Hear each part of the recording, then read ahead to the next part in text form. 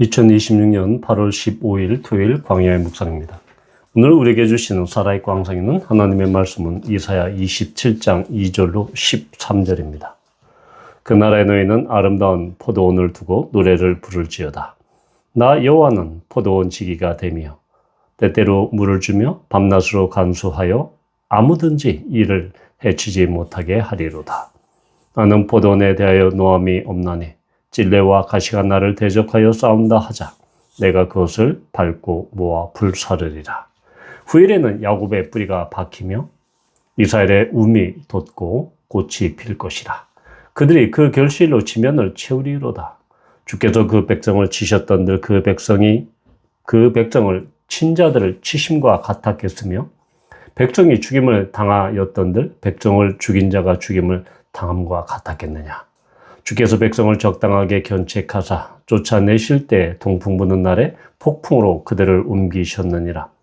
야곱의 불의가 족함을 얻으며 그의 죄 없이함을 받을 결과는 이로 말미암나니 곧 그가 제단의 모든 돌을 부서진 횃돌 같게 하며 아세라와 태양상이 다시 서지 못하게 함에 있는 것이라. 대저 견고한 성읍은 적막하고 거처가 황무하며 버림받아 광야의 눈 같은즉 송아지가 거기에서 먹고 거기에 누우며 그 나뭇가지를 먹어 없이 하리라. 가지가 마르면 꺾이나니 여인들이 와서 그것을 불사를 것이라.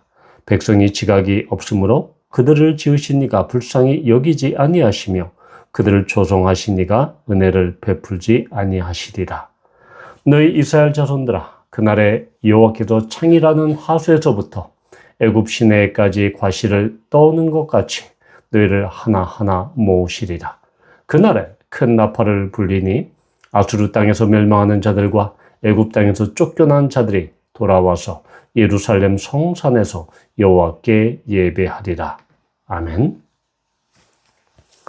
27장 1절은 리오야단, 곧 이 꼬불꼬불한 뱀 리오야단을 죽이시는, 그 용을 죽이시는 장면으로 끝이 나죠. 바로 그 날에, 종말론적인 그 죽음의 날에, 심판의 날에 하나님께서 승리하신 것을 말씀하고 있습니다.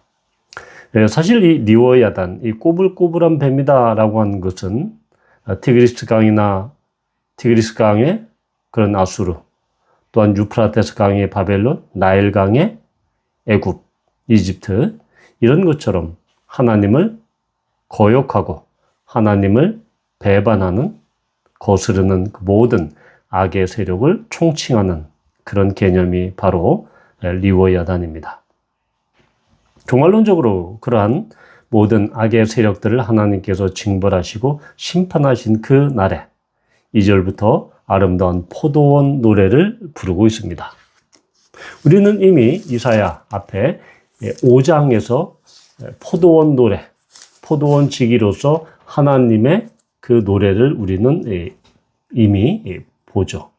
이사야 5장 1절에 보면 나는 내가 사랑하는 자를 위하여 노래하되 내가 사랑하는 자의 포도원을 노래하리라 라고 말씀하십니다. 그러면서 하나님께서 극상품 포도나무를 심으셨죠. 그런데 이스라엘은 들포도를 맺었다. 바로 하나님께서 이 엄청난 정성을 들여서 그 극상품 포도주를 심고 망대를 세우고 술틀을 밟고 좋은 포도 맺기를 바랬지만 그들은 결국은 쓸데없는 그러한 들포도를 맺음으로 말미암아 하나님께서는 그 포도원을 황폐하게 하셨습니다. 담을 헐어버리고 울타리를 걷어서 먹힘을 당하게 하셨습니다. 그런데 이제 그 포도원이 새롭게 다시 회복이 된 것이죠. 하나님께서 이 포도원을 밤낮으로 간수하십니다. 지키십니다. 그리고 어떠한 세력도 해치지 못하고 어떠한 세력도 틈타지 못하게 하십니다. 그러면서 이제 하나님께서는 그 회복된 그 포도원에 이어서 7절과 그리고 8절, 9절에 이르러서는 이 사랑의 징계를 말씀하시죠. 하나님께서는 이 두 가지 그 징계를 말씀하십니다. 하나는 이 대적자들을 완전히 진멸하시는 그러한 징계. 또 하나는 이 자기 백성을 향해서 이 조절된 그런 연단의 개념으로서의 징계. 그래서 이 8절은 그것을 주께서 백성을 적당하게 견책하사라고 이렇게 표현을 하고 있습니다. 그러면서 이 10절과 13절에서는 종말론적인 최후 심판과 남은 자들을 하나님께서 하나하나 모으시겠다. 즉 주수꾼이 하나하나 그 종말론적인 추수를 하듯이 하나님께서 그렇게 추수하시겠다라는 것이죠. 그래서 아수르와 애굽에서 흩어졌던 남은 자들을 타작하듯 하나하나 모으심으로 말미암아 참된 예배를 회복시키는 그 하나님의 주권을 묘사하고 있습니다. 자, 우리는 여기에서 7절부터 이 9절에 이르는 하나님께서 그 백성을 징계하는, 치시는, 타격하는 그 목적이 과연 무엇인가? 그것은 바로 그들을 정결케 하시는 것. 그들 안에 있는 바로 그들의 우상들, 그들이 섬기는 이 9절에는 아세라와 태양상 이렇게 묘사되고 있죠. 이런 구체적인 그들의 삶 가운데 일어나는 우상들을 완전히 다시 서지 못하게 하는, 완전히 붕괴시키는, 그것을 없이 하는, 그래서 이스라엘 백성들이, 하나님의 거룩한 백성들이 다시 순결해지고 순전해지는 그 목적을 위해서 하나님은 견책하신다라는 것입니다. 따라서 우리는 이 9절에서 이 보면 야곱의 불의가 속함을 얻는다라는 이 말씀이 있습니다. 이 속함을 얻다라는 것은 바로 인간의 어떤 노력이나 공로나 업적이 아니라 하나님에 의해서, 하나님께서 그 택한 백성들의 죄를 계속적으로 지속적으로 덮으시고 용서하시는 그것이 바로 야곱의 불의가 속함을 얻는다라는 것이죠.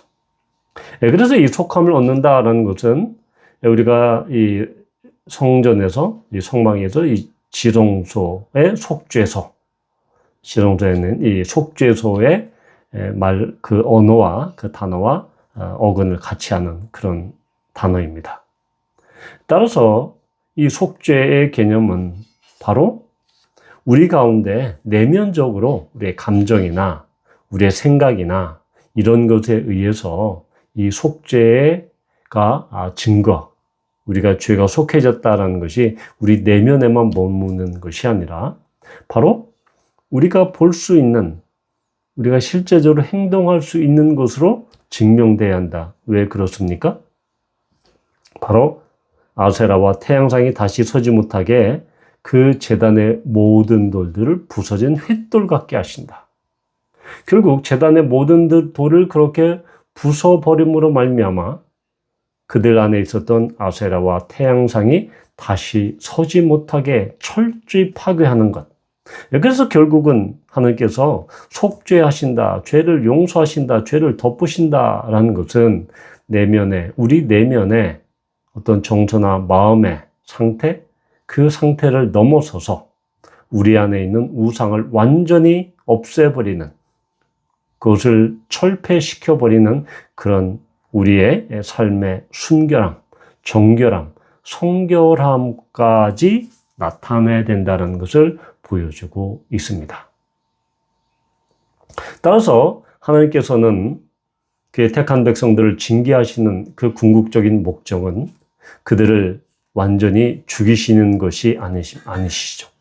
그들을 완전히 내치시고 그들을 완전히 멸망 가운데 몰아넣기 위한 것이 아닙니다. 그것은 바로 죄로부터, 그 죄와 죄를 주님께서 속해 주시고 우상을 버리게 하심으로 말미암아 하나님의 백성의 성결함, 하나님 백성의 정결함을 이루시기 위한 것입니다. 왜 그렇습니까? 하나님은 거룩하신 분이시기 때문에 죄와 죄악이 하나님과 함께 할 수 없죠. 따라서 하나님과 동행하는 자들에게는, 하나님의 거룩한 백성에게는 당연히 하나님의 거룩한 성품에 따라서, 성품에 의거해서 당연히 그 죄로부터 성결과 죄로부터 이 순결을 그렇게 해야 된다라는 것을 보여주고 있는 것이죠. 바로 이것이 하나님께서 이 견책, 징계의 궁극적인 목적이다라는 것이죠. 따라서 우리는 하나님께서 우리에게 어려움, 갑자기 질병에 걸립니다. 병에 걸리거나 아니면 갑자기 재정적인 어려움이 있거나 아니면 나의 부모나 자녀들에게 갑작스럽게 좋지 않는 그런 일들이 생길 때 우리는 그것이 내 믿음이 부족한가? 아니면 요즘 모든 것을 마귀의 공격으로, 사탄의 공격으로 치환해버리는 그러한 경향성이 있죠. 그러나 우리는 7절에서 9절에 이르는 하나님께서 자기 백성의, 택한 백성의 영적인 불순물을 제거하시는 방식으로 주권적으로 이 동풍을 보내시죠. 8절에 보면 동풍 부는 날에 폭풍으로 그들을 옮기셨다. 즉 하나님께서는 하나님의 바람인 동풍을 보내셔서 견책하신다 라고 선언하시죠. 결국 성도들이 고난 가운데 있을 때 아니면 어려운 가운데 있을 때 정말 하나님이 나를 사랑하신 거 맞아? 이렇게 의심하거나 아니면 하나님의 성품, 하나님의 인애와 자비와 사랑에 근거해서 그렇게 기도하는 것이 아니라 마치 무당의 기도처럼 그런 주술적인 기도로 빠지는 것, 그것은 바로 본문이 이해하는, 본문을 잘못 이해하고 있는 것이죠. 바로 우리는 고통과 고난의 때 언제 이 고통이 끝납니까? 언제 이 고난이 끝납니까? 라고 그렇게 우리가 질문하는 것이 아니라 바로 9절에 나와 있는 것처럼 내 안에 부서져야 할 아세라, 내 안에 부서져야 할 태양상이 있는 것인가? 내 안에 있는 그런 교만의 그리고 영적 우상은 어떤 것인가를 먼저 나에게 되물어야 한다는 것이죠. 그래서 하나님께서는 우리의 죄를 속하시기 위해서 또한 징계하시고 견책하시는 하나님의 그 사랑 앞에 우리는 굴복해야 한다라는 것입니다. 하나님은 우리가 고난 가운데, 어려운 가운데 있을 때 그 고난을 통해서 우리를 멸망시키시려는 것이 아니라 포도원에서 포도나무를 가지치기 하듯이 우리를 더 정결하게, 우리를 더 거룩하게 빚어내기 위한 바로 그러한 조절된 견책이다. 적당하게 하시는 그런 견책이다라는 것입니다. 하나님은 그렇게 우리를 견책하시고 연단하실 때 그런 힘 조절을 잘 하시는 분이십니다. 따라서 우리의 삶 속 가운데, 우리의 삶에서 고난 가운데 있습니까? 어려움 가운데 있습니까? 하나님이 내 안에 있는 끊어버리기 위한 철폐하기를 원하시는 그러한 아세라와 태양상 같은 우상은 없는지, 그리고 그 숨은 우상들을 우리가 찾아내서 바로 온전히 그것을 부숴버리는, 온전히 내다버리는 그러한 영적 결단이 필요한 것입니다. 고난의 터널 가운데서도 하나님의 조절된 그러한 적당하게 견책하시는 그런 측량된 하나님의 견책 가운데 하나님의 거룩하신 성품을 닮아서 우리 안에 있는 그 모든 우상들이 깨지고 철폐되고 던져지는 그런 놀라운 축복이 우리 가운데 임하기를 축원합니다.